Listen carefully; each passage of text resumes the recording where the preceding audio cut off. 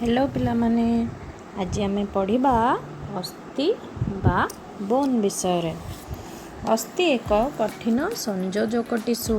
संयोजक टिश्यू क्या कहुए मुझे केउं 7टी गुण प्रदर्शन कले ताको आम एक संयोजक टिश्यू कहवा। फॉर एग्जांपल ब्लड रक्त आउ यार कणिका विषय आम जानिले रक्तर 3टी कणिका अच्छी सेगुड़िक है लोहित रक्त कणिका, श्वेत रक्त कणिका आउ अणुचक्रिका।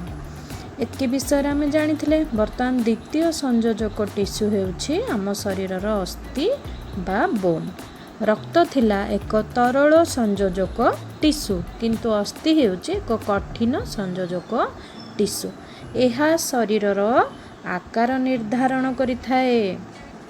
आम देहरे अस्थि रहिथिबारु ही आम शरीरर आकार निर्धारण हेउछि। तमे चिंता कल जदि आम शरीरर कौनसी स्थान रे अस्थि न थांता ताहले आम शरीरटी देखिया पई किपरि हितांता गोटिए बुजुला रंग मांस पिंडुला भली होई थांता।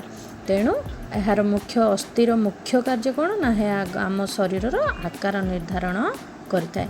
अस्थि सह पेशी टिश्यूर संयोग द्वारा शरीर रे चलन संभव होता है।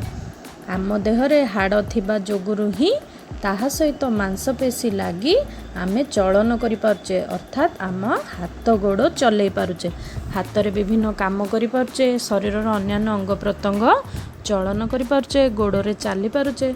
जदि हाड़ न थांता ताहले एहा केबे भी संभव हुअंता नाही।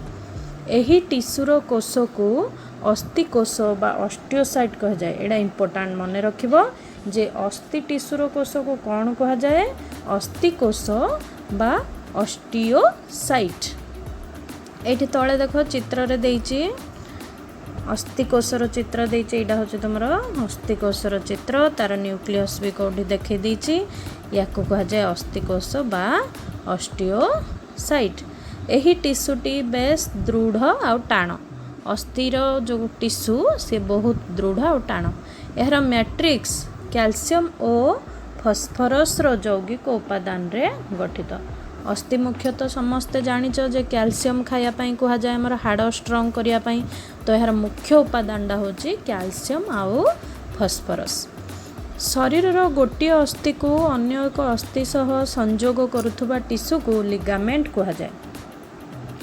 अस्थि जे गोटे नहीं आम शरीर 206 खंड हाड़ अच्छी, तो से हाड़ गुड़ी को परस्पर सहित जॉइंट होके अच्छी। से गोटे हाड़ को अन्य गोटे हाड़ सह जो टिश्यू संयोग स्थापन करे बा जॉइंट करे ताकू कहा जाए लिगामेंट। लिगामेंट एक नमनीय टिश्यू। अस्थि टाण किंतु ताकू जॉइंट कराई जो थे सी है लिगामेंट आउ सी हूँ नमनीय बा इलास्टिक सदृश। यह अति दृढ़ और शक्तिशाली। इलास्टिक भलिया हेले मध्य यह छिड़ी जाए नहीं। यह अत्यंत दृढ़ और शक्तिशाली होता है। लिगामेंट रे मध्य मैट्रिक्स रहता है और यह एक तंतुमय टिश्यू। लिगामेंट अस्थिर भी मैट्रिक्स अच्छी बा आधार अच्छी, सेमती लिगामेंट रो भी गोटे आधार अच्छी।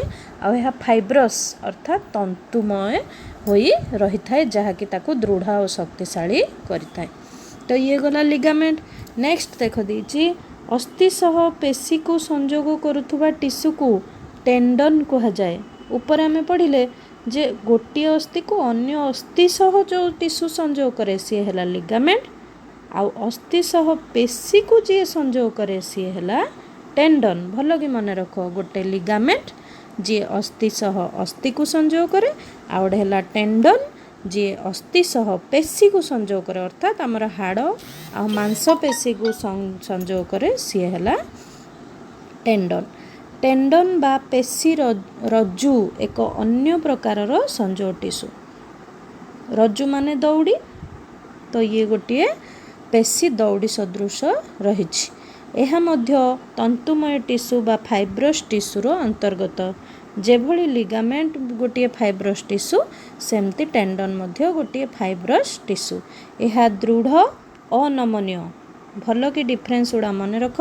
एठी आमे पढ़िथिले लिगामेंट रे यह दृढ़ आउ शक्तिशाली आउ नमनीय, किंतु टेंडन रो देख टेंडन होची दृढ़ शक्तिशाली किंतु यह अनमनीय अर्थात यार इलास्टिसिटी नाही, कम प्रसारणशील होता है। कारण बुझे दूची शुण, दीटा बाउंस बा टाण जिनस काठ जहाँ को बांधिया आम गोटे दौड़ी व्यवहार करुचे, तो टाण जिनस को बांधिया जिनसटा टिके इलास्टिक भलिया थिले सहजरे सेगुड़िक चलन हो पार। जमतीक दीटा अस्थि माने दीटा कठिन जिनस ताकू जो पेशी संजोग कर सी है लिगामेंट, सी इलास्टिक भलिया होता है जहाँफल कि आम हाड़ गुड़िक आम बंकई पारू, विभिन्न कार्य करूँ। किंतु हाड़ आ मांसपेशी गोटे है कठिन आउ गोटे है नरम, तेणु से दीटा भितर जो टिश्यू अच्छी सी हूँ अप्रसारणशील आ नमनीय नुह, से दृढ़ शक्तिशाली किंतु नमनीय नुह। तो ये तुम क्वेश्चन आसीपे लिगामेंट आउ टेंडन मध्य पार्थक्य दर्शाओ, तो से पॉइंट गुड़ाक भल कि मन रखिकी डिफरेंस करके लिखब। ये गला तुम लिगामेंट आउ टेंडन कथा। तापर आसला अस्थि पर उपास्थि बा कार्टिलेज। अस्थि को इंग्लिश रे बोन कहते, उपास्थि को कहते कार्टिलेज। देखिबा उपास्थि रे कौन देछि, अन्य संयोजक टिश्यू मानक परि उपास्थि मध्य एक संयोजक टिश्यू एवं यह किछि कोष तंतु और आधार द्वारा गठित। रक्त और अस्थि भली उपास्थि मध्य गोटे संयोजक टिश्यू।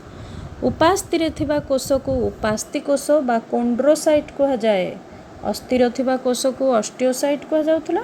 उपास्थि रे थिबा कोष को उपास्थि कोष बा कोंड्रोसाइट कहा जाए। यार मैट्रिक्स बा आधार प्रोटीन आउ शर्करा द्वारा गठित। शर्करा माने कार्बोहाइड्रेट, पुष्टिसार आउ श्वेतसार बा प्रोटीन आउ शर्करा द्वारा गठित।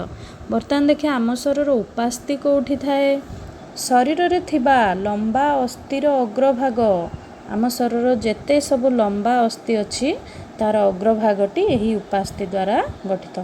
नासा पट्ट, अच्छा पिला माने तुमर नाकर अग्रभागटी को छुई की देख, से हाड़ जना पड़ुची ना मांस जना पड़ुची। हाड़ कि मांस किछि भलिया लागुनी, गोटे मध्यवर्ती जिनस भलिया लागुची। बास सेही जिनसटी को कहउचंती उपास्थि बा कार्टिलेज।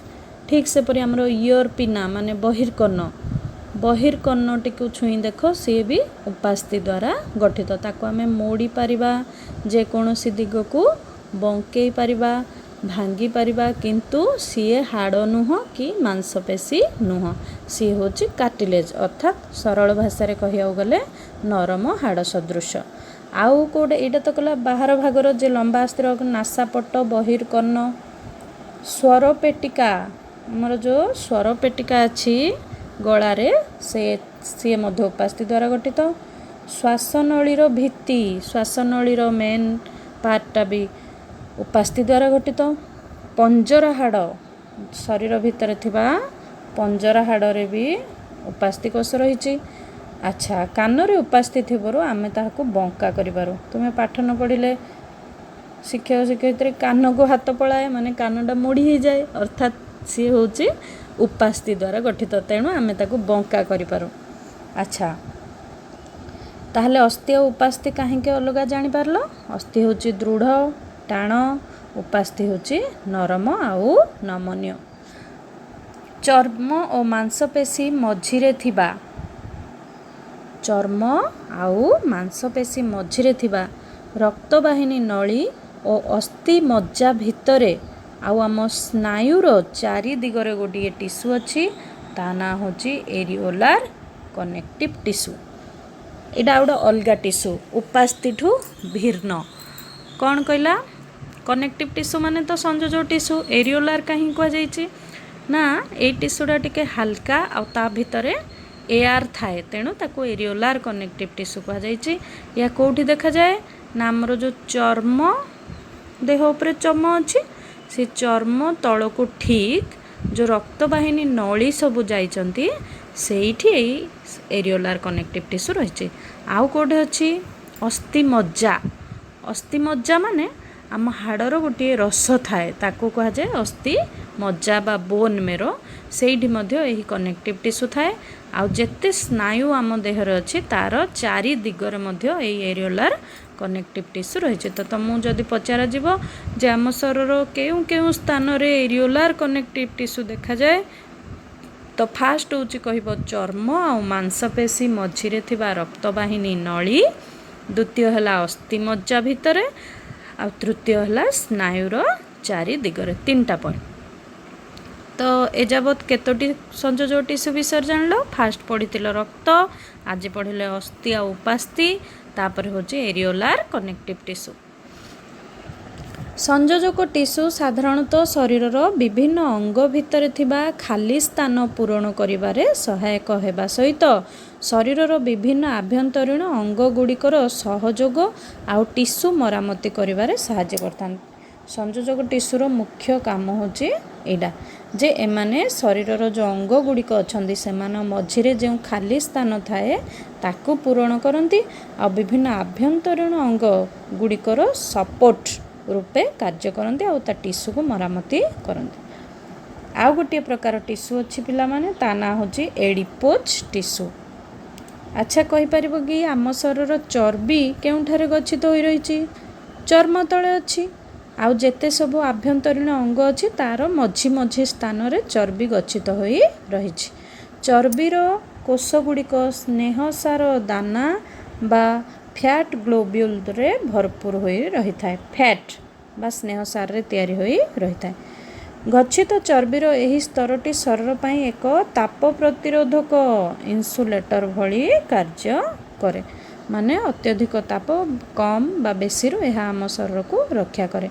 एही एडिपोज टिश्यू बा ताको मेद टिश्यू मध्य कहा जाए। ये मध्य संयोजक टिश्यूर आउ एक उदाहरण। तो सर्वमोट केतोटी संयोजक टिश्यू पढ़िले? 4 प्रकार।